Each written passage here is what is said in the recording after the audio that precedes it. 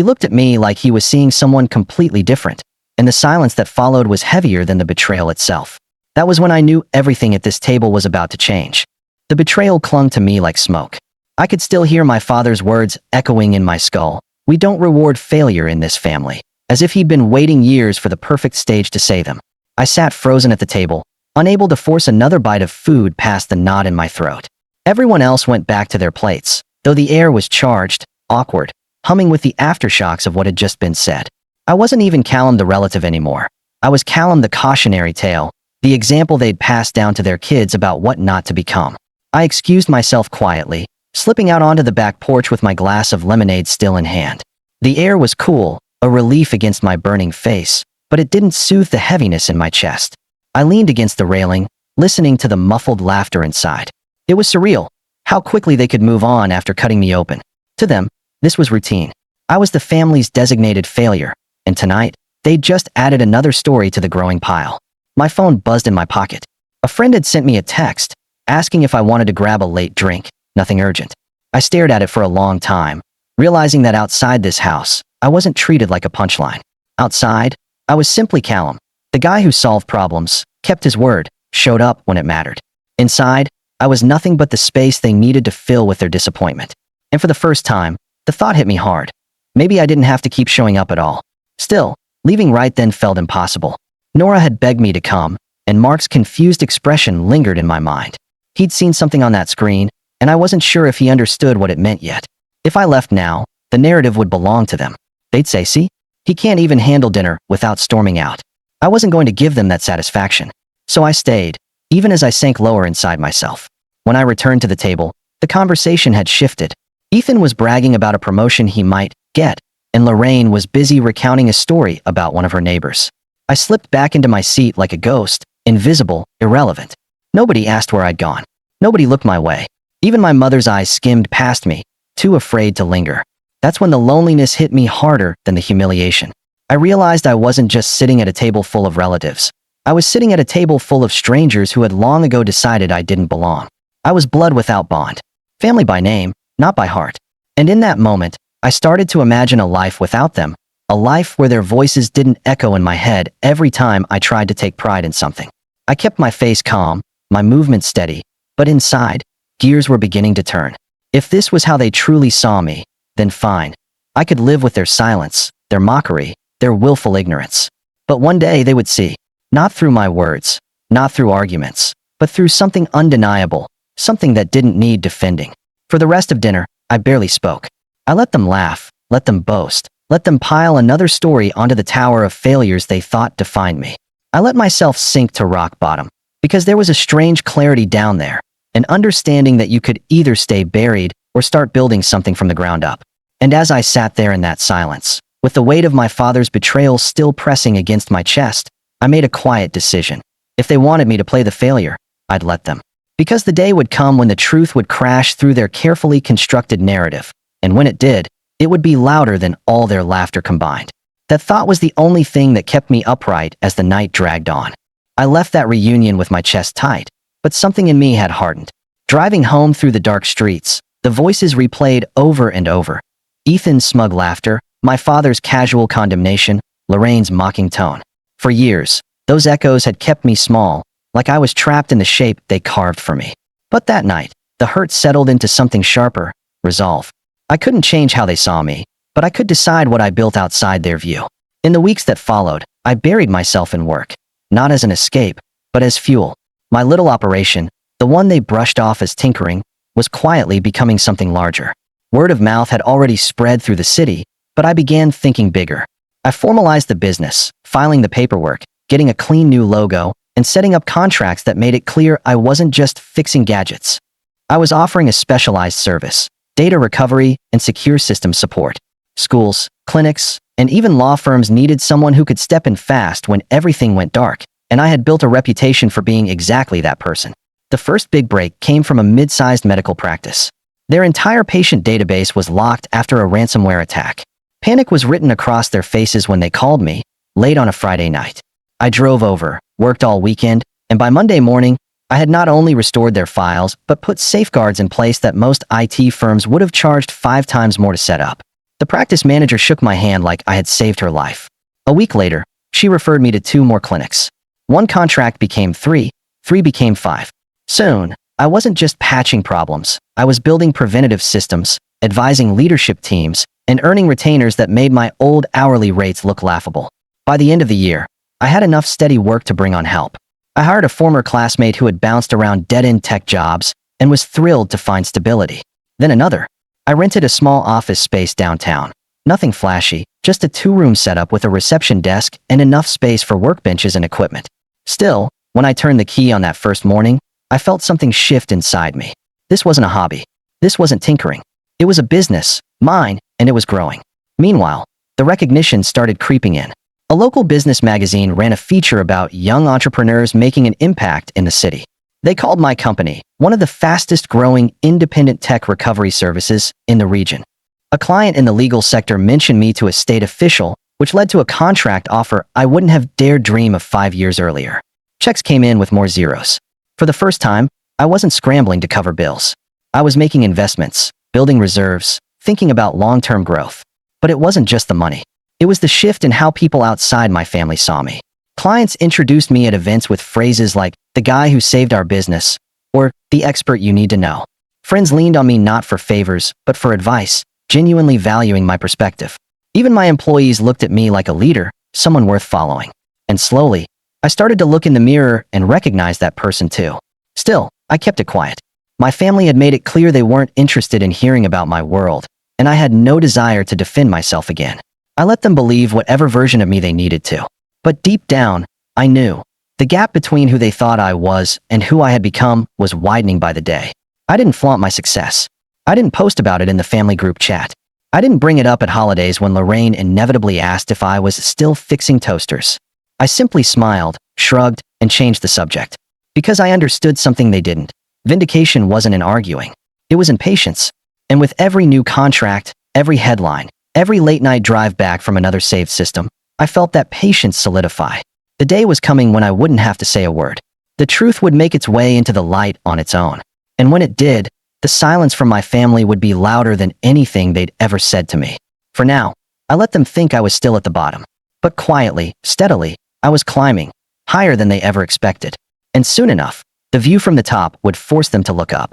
It was about a year after that reunion when the setup for everything began to fall into place, almost by accident. My company had grown into a small but formidable presence in the city. We weren't just patching systems anymore. We were under contract with schools, clinics, and a few law firms that treated us like part of their backbone. I had a team of 5, a proper office, and for the first time in my life, I wasn't surviving month to month. I was strategizing, planning. But the real turning point came when one of my biggest clients, a regional bank, suffered a catastrophic server failure. Their IT firm had botched the backups, and they called me in desperation on a Sunday night. I pulled 2 of my employees in, and we worked around the clock for 3 straight days. When it was over, they offered me something that made my head spin, an ongoing security contract with a retainer larger than my entire annual income just a few years prior. That contract opened doors I hadn't even considered. Suddenly, I was in boardrooms with executives, shaking hands with people who had their fingers on real levers of power. One of them, a board member who also chaired a regional business development council, asked if I'd be willing to speak on a panel about cybersecurity and small businesses. I said yes, and that one event spiraled into more. Local news segments, business journals, podcasts. I became the data recovery guy in the city, the one people called when everything was falling apart. And then came the invitation that made my stomach flip. Nora called one afternoon, sounding frazzled. "Hey, Callum," she said. "This is random. But would you mind meeting with Mark's company? They're working on a major project and having a data management nightmare. I told him you might be able to help." Mark's company wasn't just some firm. It was a nationally recognized engineering outfit with contracts worth millions. Sitting across from their project managers a week later, I realized I wasn't just troubleshooting anymore. I was architecting systems, designing the digital framework for projects that would shape skylines. The deal went through, and suddenly, I was tied directly to the company that would soon be joining my family through marriage. That's when it clicked. I wasn't just successful now. I was in a position where people who had once dismissed me depended on me, sometimes directly, sometimes through networks they didn't even know I was part of. I could play this quietly, invisibly, until the right moment came to let the truth unfold. At the same time, Whispers of my success began trickling back through the grapevine. A cousin mentioned seeing me in a business article. An uncle joked that I must be rolling in it now, but quickly changed the subject. Even my father, though he never acknowledged it outright, started asking oddly specific questions during phone calls with Nora, questions she later admitted were really about me. Does Callum really have an office? How many employees does he actually have? He never asked me directly, of course. That would have required facing the fact that he'd been wrong. Still, I kept my silence. I let them wonder. I let them fill in the blanks with their own suspicions. Because I knew the setup wasn't complete yet. The final piece slid into place when I was invited to join a regional business council myself. The same one where my client's board member had first opened doors for me. Sitting around that table, I realized just how much influence I now carried. Grants, contracts, partnerships, these weren't just numbers anymore. They were opportunities one could steer, recommend, or withhold.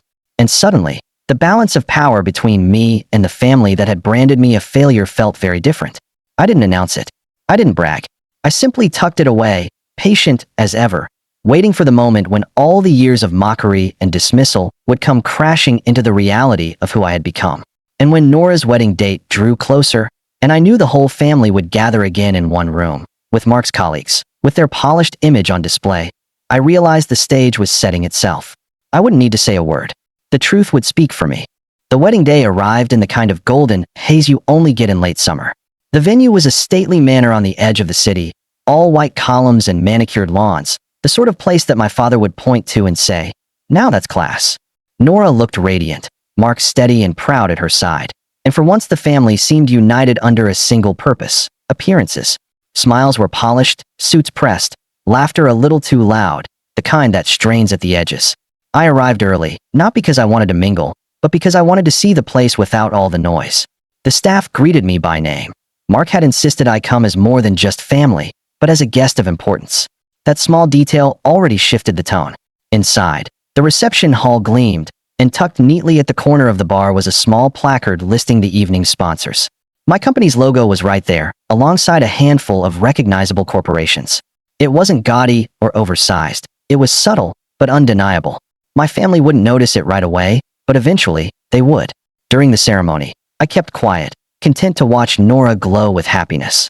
But at the reception, when the music softened and the dinner began, the stage for revenge quietly built itself. Mark's colleagues had come in full force: engineers, project managers, even a few executives. I recognized some of them from meetings. They recognized me too, and they didn't hesitate to cross the room, shake my hand, and thank me for the work I'd done. "Callum, you really saved us during that system crash," one manager said warmly, clapping my shoulder. "We wouldn't have delivered on time without you." Another leaned in, voice low but reverent. "Your security framework was genius. Honestly, I've never seen anyone move that fast." I thanked them, modest but deliberate, every word chosen with care. And all the while, I felt the stares. Lorraine pausing mid-laugh to listen in. Ethan stiffening, his fork halfway to his mouth. My father's jaw tightening as yet another guest approached me first, not him. Even Mom glanced nervously between the faces, as though trying to process a puzzle she'd never been taught how to solve. Then came the moment I hadn't expected. During the speeches, Mark stood with his glass raised and began thanking people. He spoke of Nora's kindness, of his parents' support, of the joy of the day. And then, casually but firmly, he added, "And I want to thank Callum. Most of you know him as Nora's brother, but what you may not realize is that he's the reason my company made it through one of our toughest challenges this year.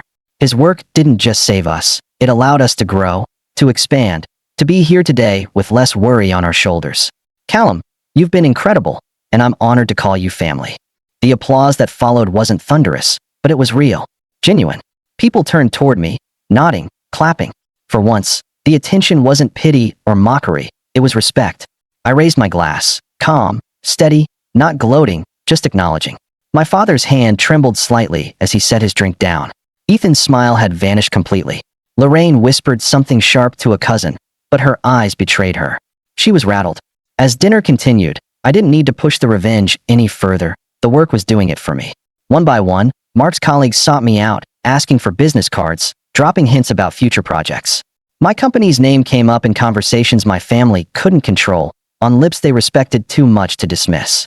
And each time, I caught the flicker of realization spreading across their faces. The person they had mocked, belittled, and cast aside was standing in the very center of the success they admired. I didn't gloat. I didn't throw their words back at them. I simply stayed calm, polite, measured. Because the true revenge wasn't in shouting, "I told you so." It was in making them sit there, helpless, as the world they wanted so badly to impress turned toward me instead. By the time dessert was served, the shift was complete. No one dared mention failure. No one joked about tinkering. Even Ethan sat silent. His usual arrogance evaporated. My father avoided my gaze entirely, his silence more damning than any words he could have spoken. And as I sipped my coffee, the hum of conversation swirling around me, I realized I hadn't needed to destroy them with anger or spite. The truth itself had been enough. Still, I could feel something more building, an opportunity not just to let them stew in silence, but to deliver the final, undeniable reminder of who I had become. The night wasn't over yet. The final moment came not with shouting, not with some grand reveal, but with a quiet detail that no one at the reunion table a year ago would have ever imagined. After dessert, as people began to drift toward the dance floor, Mark's father approached me with a firm handshake. He was a tall man, commanding in presence, the kind of person my father would normally bend himself in knots to impress. "Callum," he said warmly, "Mark's told me everything you've done for his firm. Truly impressive work. You should be proud." I thanked him, modestly as always. But then he added, loud enough for the surrounding tables to hear, "We were actually just talking last week about how invaluable your company has become to the region. The council is lucky to have you. You've built something remarkable." The words landed like a gavel strike. My father's glass froze halfway to his lips. Ethan blinked hard, the color draining from his smug expression. Lorraine's mouth opened and closed, no words managing to escape. And in that suspended silence, every insult they'd ever thrown at me, every failure, every mocking laugh, hung in the air, exposed for what they were, lies they told themselves to keep me small. I didn't look at them right away. Instead, I nodded graciously to Mark's father, exchanged a few polite words, and only then turned my gaze to my family. My father's eyes finally met mine, but for the first time in my life, he had nothing to say. No lecture, no sigh of disappointment, not even a half-hearted joke. Just silence, heavy and undeniable. Ethan fiddled with his tie, pretending to check his phone. Lorraine busied herself with her napkin, cheeks flushed red. For years, they had waited for the world to confirm their version of me. That night, the world had done the opposite. And the beauty of it was that I hadn't had to argue, hadn't had to fight, hadn't even had to raise my voice. Reality had done all the work. Later, when the music swelled and people crowded the dance floor, Nora slipped over and hugged me tightly. "I told you," she whispered, her voice thick with emotion. One day they'd see. I didn't answer, because there was nothing left to say. I simply let the moment sink in, the sight of my family, for once, unable to look down on me. They had mocked me into the ground, but now they were the ones squirming in the silence, forced to choke down the truth with every polite smile. As the night wound down, I stood near the edge of the room, watching them scatter like shadows under a rising sun. And that's when it hit me, clear and final. They hadn't just lost the power to call me a failure. They had lost me. And for the first time, I walked away from them with my head high, knowing they would never forget the silence that followed in my wake.